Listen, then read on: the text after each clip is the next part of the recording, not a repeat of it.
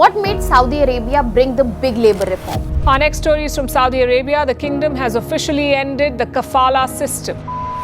How the abolition of Kafala system is going to free 1 million Indians.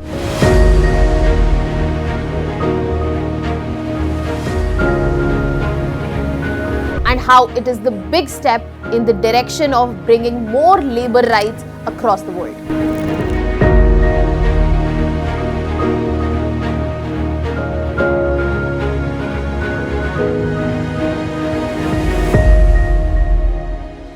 For decades, Saudi Arabia has seen Kafala system which has restricted rights as well as freedoms of the migrant workers. Now, the abolition of Kafala system in the Kingdom of Saudi Arabia is going to be a turning point for the Gulf nation where it is widely practiced, but also for Indians which are migrating to Gulf nations. Hello everyone, welcome to Vajiram and Ravi's Flash News. My name is Shubhangi Singh. And today we are going to understand that what exactly is Kafala system which is present across the Gulf nations. What is the reason that Saudi Arabia has finally gone ahead and abolished it, and why it was also known as modern day slavery. So let us begin with understanding what exactly is Kafala system. So if you go by the word Kafala, it basically means sponsorship. Now it is associated with another Urdu word, that is kafil. So when we talk about kafil, it is the employer who is associated with a migrant worker. So let's just say in Saudi Arabia, there is a company A and they want to bring someone from Bangladesh to work in their country. So this person, why in Bangladesh, would need a kafil or a sponsor in Saudi Arabia to come here. So the employer or the sponsor was not only associated in terms of work, basically they were responsible for everything. So यहाँ पे अगर visa चाहिए, exit चाहिए, entry चाहिए, legal status, resident permit, everything was tied with the employer, and this is why Kafala system was also known for restricting workers' freedom as well as dignity. When we are talking about this particular system, we also have to understand that here the employer-employee were not only associated for work. If the employee wanted to change its job, wanted to travel back home, wanted a residence permit or renewal of it, they had to be done, all of it had to be done by employer's approval. Now initially it was just introduced so that there is a proper regulation of employees which are coming from outside, basically the migrant or foreign labor which are entering the Gulf economies, but we did not know that gradually this will become a form of modern day slavery. Now let us break this down and understand that why it is being termed as modern day slavery. So first point I think we have established here कि यहाँ पे employer का dominance जो है वो बहुत ही ज़्यादा है, excessive है. So यहाँ पे एम्प्लॉयर जो है वो हर चीज़ के लिए, लाइफ के सारे एस्पेक्ट्स के लिए, अगर आप सऊदी अरेबिया में हैं इस कॉन्टेक्स्ट में, तो आप एम्प्लॉयर पे कॉन्स्टेंटली उसकी कंसेंट, उसकी विशेस पे डिपेंडेंट रहेंगे. इसके अलावा एक और बहुत बड़ा फैक्टर है जिसकी वजह से हम इसको मॉडर्न डे स्लेवरी बुला रहे हैं, वो है पासपोर्ट कॉन्फिस्केशन. सो जैसे ही यहाँ पर एम्प्लॉई जो है पर्टिकुलर एम्प्लॉयर के पास पहुँचेगा, as soon as the employee reaches the employer will get to restrict his movement. That means it is a common practice that the passport is kept with the employers. That means the employee cannot go around anywhere, especially when he wants to go back home as well. Another aspect which came as a result of this was the wage exploitation. Now, because the employee is tied to that particular employer, there was delay of salaries, there were wide non-payment of salaries, and it was very frequently seen. Because employee has no option, employee यहाँ से कहीं भी नहीं जा सकता है, वो वहीं रुकेगा. अगर उसको घर भी वापस जाना है, अपने देश भी वापस जाना है, तो इसी employer से permission लेनी है. So if you see all these forms and many more, you will understand this is nothing but another form of slavery. Add to that, you also had inhumane conditions. यहाँ पर employer जो responsible है अपनी employee की सारी चीज़ों के लिए, उसमें हमें inhuman conditions जैसे कि extra work, lack of rest, poor housing भी देखने को मिली है. और इसके अलावा अगर हम बात करें, there have been excessive cases where female domestic workers have faced harassment and abuse. Now, this was something not this that was highlighted by the human rights groups, but it was also highlighted at the global level by International Labour Organization, by Human Rights Watch, Amnesty, etc., which also clearly highlights the fact that why Saudi Arabia went ahead and abolished it. These are one of the factors. Yes, Saudi Arabia has other reasons as well, but the global response and the global criticism that came against Kafala system, highlighting it again and again and again, was one of the major important factors. Now we'll move ahead and understand that why it has been abolished in Saudi Arabia now. What happened that all of a sudden Saudi Arabia decided, okay, this system is not working for us. The first important factor is Saudi Arabia has a definite vision for 2030 where they are aiming at economic modernization. यहाँ पर 2030 तक Saudi Arabia जो है वो अपने यहाँ पर income resources को, अपनी ग्रोथ को डाइवर्सिफाई करना चाहता है और इस वजह से यहाँ पर इस इकोनॉमिक मॉडर्नाइजेशन के लिए बहुत इम्पॉर्टेंट है migrant workforce.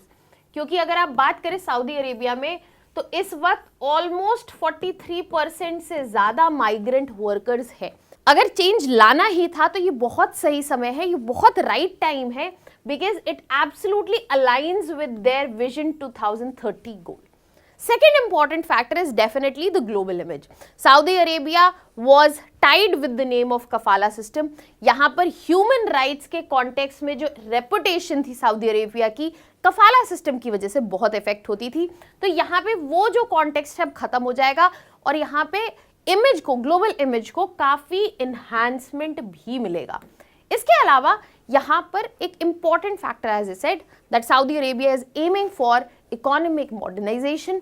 They need labor competitiveness, and when they want better professionals, foreign professionals, they have to bring in the independence, the freedom, the rights and the dignity that comes with it. Apart from that, another big factor is the socio-political rationale. Basically, as of now, because Saudi Arabia is towards an economically turning point, they are encouraging private sector dynamism as well. And private sector, if you want to encourage it, you would have to give such a platform, and it also coincides with the social reform that is taking place. Now, all of this has rounded up as the reason why Saudi Arabia has gone ahead and abolished it. But it is not the only country where kafala system is practiced. We do have other countries as well. If we are talking about Gulf nations such as Qatar, Bahrain, Kuwait, Oman, UAE, they do have some or the other type of kafala system. If you talk about Bahrain, there have been certain changes where these are the countries where kafala system has been practiced. Few countries, it still continues to do so in one form or the other. For example, Bahrain went ahead in 2009 and abolished the kafala system. Apart from that, if we talk about other countries such as UAE, they have allowed job changes post-contract expiry. Qatar has announced partial reforms before FIFA World Cup of 2020, but they are just certain reforms to kafala system, not the whole abolition has taken place. In this very context, Saudi Arabia's move becomes very significant because of the volume of migrant workers which are present in Saudi Arabia, and this might lead to a domino effect in the other Gulf nation also to enhance their labor competitiveness, to enhance their economic modernization that they are also looking at their end. Now that Saudi Arabia has abolished the kafala system, they have brought in a new contract system which will not only ensure job mobility, there will be proper exit freedom, and there will be digital documentation, legal transparency, and this is going to directly benefit 1 million workers who will have immediate rights protection. So when we are talking about these 1 million workers, a huge portion of it are Indians. So this also directly impacts and protects our Indian diaspora, at the same time adding more to India-Saudi relations. Can you tell me in the comment section which are the recent important pacts which have been signed between India and Saudi, showing the strengthening of India as well as Saudi relations? Now let us understand that what does it mean and how does it benefit the Indian migrant workers. As I've already highlighted that there is a huge portion of non-Saudi population, and in this portion India is the second largest contributor. The largest contributor happens to be Bangladesh as of now. So over 2.5 million Indian workers are present in Saudi Arabia. Now this will directly affect the workers in construction site, domestic work, healthcare and retail. And what does this mean? This means that these Indian migrant workers, they will have greater freedom. That means they will be able to change jobs, they will be having better bargaining power, they will have better working conditions as well. And when all of this is facilitated, that means there will be strengthened workforce which will be present in Saudi, and it will directly enhance our remittances as well. As I said, there will be higher remittances. That means we are expecting almost an increase of $10 billion per year in form of remittances. Now we know that if we are getting better remittances, we are one of the highest receiver of remittances across the world. This directly affects our foreign exchange reserves. It affects the strength of our currency and many more factors. Can you tell me in the comment section which are the factors are going to be affected by increase in foreign remittances? This will also directly lead to reduced exploitation which is seen by workers, the legal vulnerability that continuously goes on, and all of this will directly lead to strengthened relationship that we get to see between India and Saudi, very much, which is significantly important in the globally chaotic world that we are seeing as of now. On the conclusion end, we have to understand that there are a lot of hopes which are tied to this particular abolishment and expectations related to it, but there are certain challenges such as awareness gap, such as the implementation gap that need to be duly addressed to make sure that the best benefits is not just passed on to Indian diaspora but to the migrant workers as well. What do you think about it? Let me know in the comment section. That was all from my side. Thank you so much.